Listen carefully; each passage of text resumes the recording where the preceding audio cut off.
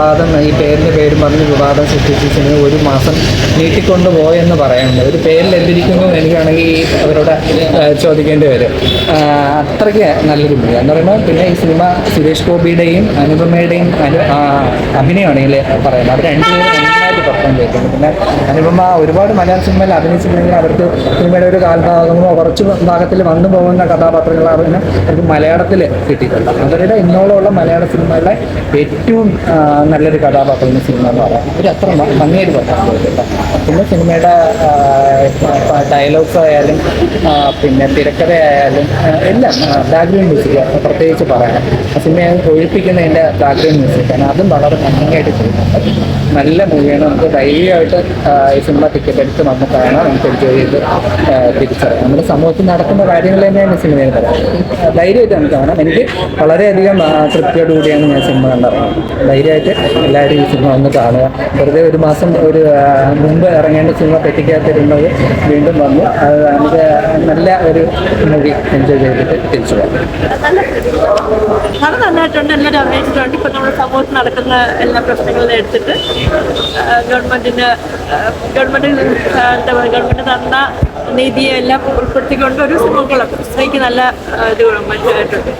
Performance എല്ലാം എല്ലാവരും performance Suresh Gopi അടിപൊളിയായിട്ടുണ്ട്.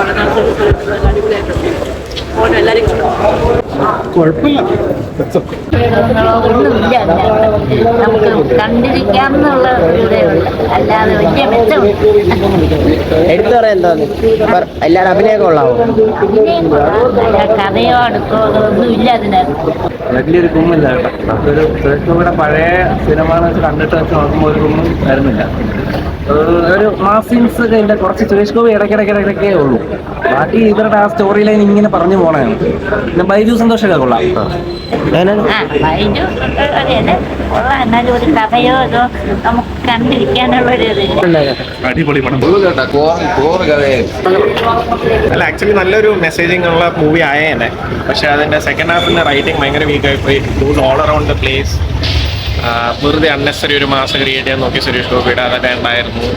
പിന്നെ ഈ പറയുന്ന പോലെ ഒരു വളരെ റിലവൻറ്റ് അതിനെ ആ ഫോക്കസ് പോയിന്റിൽ നിർത്താതെ ചുമ്മാ അവിടെ ഇവിടെയൊക്കെ ഒന്ന് പോയിട്ട് കുറച്ച് കൺഫ്യൂഷൻസ് ക്രിയേറ്റ് ചെയ്തു. അല്ലാതെ ഇവിടെ പിന്നെ very good socially relevant. Sensitive കണ്ടന്റാണ്. പക്ഷേ വളരെ മോശം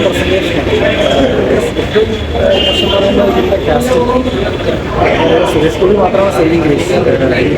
നമ്മൾ കൊണ്ടുവരുന്നത് ഒരുപാട് ടാലന്റഡായിട്ടുള്ള അപ്പുറത്തുള്ള ആർട്ടിസ്റ്റ് നമ്മൾ അവോയ്ഡ് ചെയ്യും.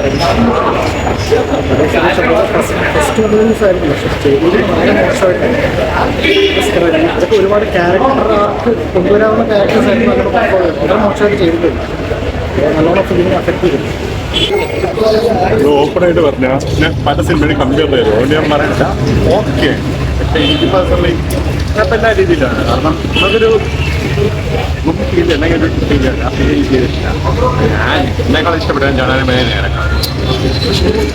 അഭിനയം എല്ലാം നന്നായിട്ട് ടോട്ടൽ സിനിമ നോക്കുമ്പോൾ ഇല്ല, ഒരു ആവശ്യമില്ല. ജാനകിയുടെ പേര് എല്ലാവർക്കും ഉള്ളതല്ലേ, ഒരു ആവശ്യമില്ലെന്ന് തോന്നിയിട്ടില്ല. ആ സിനിമയിലും അങ്ങനെ തന്നെ ഒരു സുരേഷ് ഗോപിയുടെ അഭിനയം ഓവറോൾ കൊള്ളാം. പക്ഷേ സെക്കൻഡ് ഹാഫ് വന്നപ്പോഴേക്കും അൺവാണ്ടഡ് ആയിട്ട് കുറച്ച് ഡ്രാമ, ഫൈറ്റ്, ഇതൊക്കെ ഫൈറ്റ് അൺനെസസറിയാണ്. ഇതൊക്കെ ഇൻക്ലൂഡ് ചെയ്ത് എനിക്ക് ഫീൽ ചെയ്തു. അപ്പോൾ അല്ലാതെ കുറച്ചുകൂടെ നല്ല ഫുള്ളി കോട്ടറാമായിട്ട് ചെയ്തിരുന്നെങ്കിൽ കുറച്ചുകൂടെ ബെറ്റർ ആയിരുന്നു. അത് കൊള്ളില്ലെന്നല്ല, നല്ല മൂവിയാണ്. ഇപ്പോൾ article 21 right to leave with dignity എന്ന് പറയുന്ന ഒരു സംഭവത്തിന് നല്ല രീതിക്ക് ഊന്നി പറയുന്ന ഒരു സിനിമയാണ്. പിന്നെ മെയിനായിട്ടും സുരേഷ് ഗോപിയുടെ പെർഫോമൻസ്, നമ്മുടെ സുരേഷ് ഗോപിയുടെ പണ്ടത്തെ സിനിമകളില്ലേ പഞ്ച് ഡയലോഗുള്ള ഡ്രാമ മൂവി, അതൊക്കെ കാണുന്ന ഒരു എഫക്റ്റ് കിട്ടുന്നു. എല്ലാവരും ഒന്ന് കാണണം. എന്താ പറയുന്നത്, അവരുടെ പെർഫോമൻസ് പറയുകയാണെങ്കിൽ സുരേഷ് ഗോപിയുടെ പെർഫോമൻസ്, ഗോകുൽ സുരേഷിൻ്റെ പെർഫോമൻസ്, അനുപമയുടെ പെർഫോമൻസ് മാർവലസ്. ഒരു രക്ഷയില്ലാത്ത പെർഫോമൻസ്. എന്താ പറയുക, ഇത് നമ്മുടെ പെൺകുട്ടികൾക്ക് അല്ലെങ്കിൽ ഈ വിക്ടിം പ്ലേ കളിക്കുന്ന ആൾക്കാർക്ക് ഒരു തിരിച്ചടി, ഒരു അടിയാണ്. വിക്ടിം പ്ലേ കളിക്കുന്ന എല്ലാവർക്കും ഒരു അടിയാണ്. പിന്നെ എന്താണ് വിക്ടിം പ്ലേ എന്താണെന്നുള്ളത് എല്ലാം അതിനകത്ത് സ്ഥിതി ചെയ്യുന്നുണ്ട്. വിക്ടിം പ്ലേ കളിക്കുന്നത്, പിന്നെ അവരുടെ പെർഫോമൻസ് എല്ലാം അടിപൊളിയാണ്. പിന്നെ ഒരു പെൺകുട്ടികൾക്ക് വേണ്ട ബേസിക് നീഡ് വരുന്നുണ്ട്. എല്ലാം അവർ സ്പെസിഫൈ ചെയ്ത് എന്താണ് ബേസിക് നീഡ്സ് ഒരു പെൺകുട്ടിക്ക് വേണ്ടത്, അതെല്ലാം വിശദമായിട്ട് എനിക്ക് പറയാനുള്ളത് പെർഫോമൻസ് പഠിക്കുന്നത് പടം ഒരു ആവറേജ് മൂവി.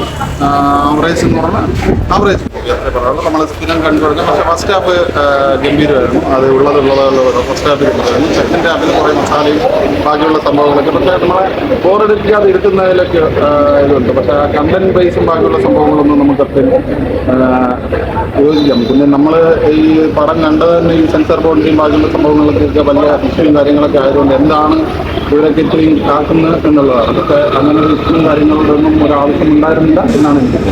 സിനിമക്കാർ ഇതിനകത്ത് കുറ്റം പറയാൻ പറ്റത്തില്ല. ഇനി അവർക്ക് അതിനകത്ത് എന്തെങ്കിലും കൈകടത്തലുണ്ടോ എന്ന് പറഞ്ഞുള്ള സെൻസർ ബോർഡ് അങ്ങനെ ഒരു ആവശ്യമൊന്നും ഒന്നും അതിനകത്തില്ല. കാരണം അവർ നമ്മളൊരു ആൻസർ പറയാൻ ശരിക്കും പറഞ്ഞു സെൻസർ ബോർഡ്. കാരണം അതൊരു നമ്മുടെ ഭരണഘടനാ സ്ഥാപനമാണ് സെൻസർ ബോർഡ് എന്ന് പറയുന്നത്. അവർക്ക് ഈ സമൂഹത്തിനോടും ഓരോ ജനങ്ങളോടും ഒരു ഉത്തരവാദിത്വം.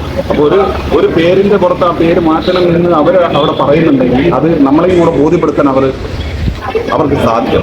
പക്ഷേ ഈ സിനിമ കണ്ടിട്ട് അങ്ങനെ ഒരു പേര് ഇതിൽ ഉപയോഗിച്ചത് കൊണ്ട് എന്താണ് മോശം എന്നുള്ള കാര്യം നമുക്ക് മനസ്സിലാക്കും. അത് ഉറപ്പായിട്ടും അവർ ബോധ്യപ്പെടുത്തണം നമ്മൾ. അതായത് പ്രേക്ഷകരെ ഇല്ലെങ്കിൽ പൊതുജനത്തിന് സെൻസർ ബോർഡ് എന്ന് പറയുന്ന കമ്മിറ്റി നമ്മൾ ബോധ്യപ്പെടുത്തും എന്തുകൊണ്ടാണ് അങ്ങനെ ഒരു സംഭവം ഉണ്ടായതെന്ന്. അത് ഒരു തൃപ്തിക്കുറവുണ്ട്. ഒരു 50% ഓക്കെ അത്രേ പറയാൻ പറ്റുള്ളൂ. അത് ശരിക്കും പറഞ്ഞാൽ ഇവർ ചോദിച്ചു വാങ്ങിയതാണ്, സിനിമാക്കാർ ചോദിച്ചു വാങ്ങിയതാണ്. കാരണം അവർ തന്നെ ആ സിനിമയോട് നീതികേട് കാണിച്ചു. ഇത്രയും കോടതിയിലൊക്കെ പോയി സെൻസർ ബോർഡിന് അടിമപ്പെട്ടു. അത് തന്നെ ഈ സിനിമയുടെ ആൾക്കാർ കാണിച്ച നീതികേടാണ്. അപ്പോൾ അതിനുള്ള മറുപടി അവർക്ക് തിയേറ്ററിൽ നിന്ന് കിട്ടും. അത് തന്നെയാണ് സിനിമ തരുന്നത്.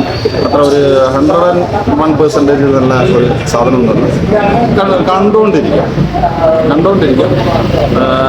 വലിയ ഈ പറഞ്ഞതുപോലുള്ള ഒരു സംഭവങ്ങളും കുറേ മസാലയൊക്കെ നിറച്ച് second first half was very nice. വളരെ നന്നായിരുന്നു ഫസ്റ്റ് ഹാഫ്.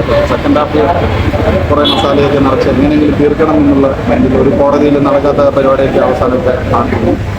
കുഴപ്പമില്ല, കണ്ടുകൊണ്ടിരിക്കുക. പക്ഷേ ഭയങ്കര ഒരു സംഭവമൊന്നും പ്രതീക്ഷിച്ചിട്ടൊന്നും അതിനൊന്നുമില്ല.